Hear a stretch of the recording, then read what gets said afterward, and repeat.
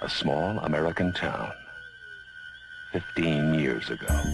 John Carpenter's Halloween is a story that has been told and retold for the screen 9 times. True to its genre, this slasher follows Michael Myers, a masked killer on a murderous rampage.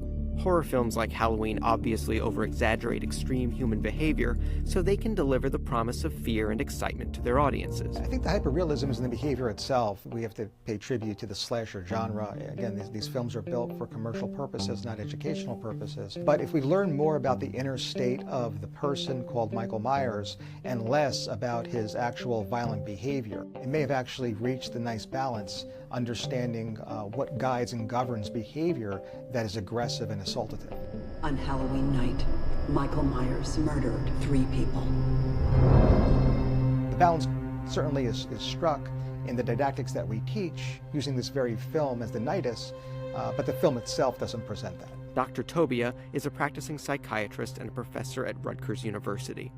And in 2009, we launched a course as part of curriculum reform called Red Rum, which stands for Reviewing Mental Disorders with a Reverent Understanding of the Macabre. So it's an entire year-long course that teaches all of adult psychopathology through watching, discussing, and formulating, that is, analyzing horror films. Some movies actually get to a real diagnosis and some fall short. Obviously, these movies sometimes lack diagnostic integrity, and some may even go so far as to promote the stigma of mental illness. We have to tread lightly with that. Michael? It's real in terms we have a traumatized young boy. We have the traumatized young boy misdiagnosed. We have him mismanaged, neglected, and/or with malpractice in play. Halloween is also a wonderful film, not to only introduce the set of disorders called the somatic symptom disorders in Michael Myers himself, but it's just as good as demonstrating how not to treat patients, and therefore the ethics of medicine. We're here to investigate a patient that killed 3 innocent teenagers on a Halloween in 1978.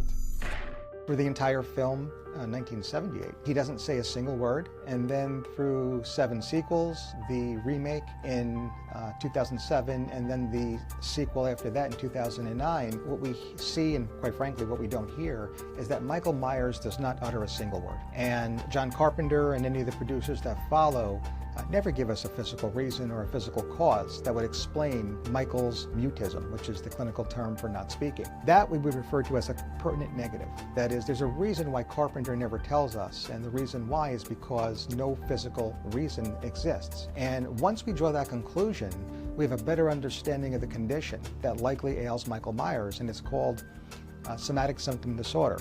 More specifically, conversion disorder, which is defined when an individual loses some area of their motor or sensory function, in this case it would be motor, with the vocal cords, for which no underlying physical cause can be found. And once we understand that, we could start to surmise the etiology, the origins of why someone may cease to talk. And that's usually something around the time of language development that was traumatic for the child. When it comes to the slashers, we're very careful. We take a lot of care to both implicitly as well as explicitly state that these movies are not diagnostically accurate and certainly can promote the stigma of mental illness.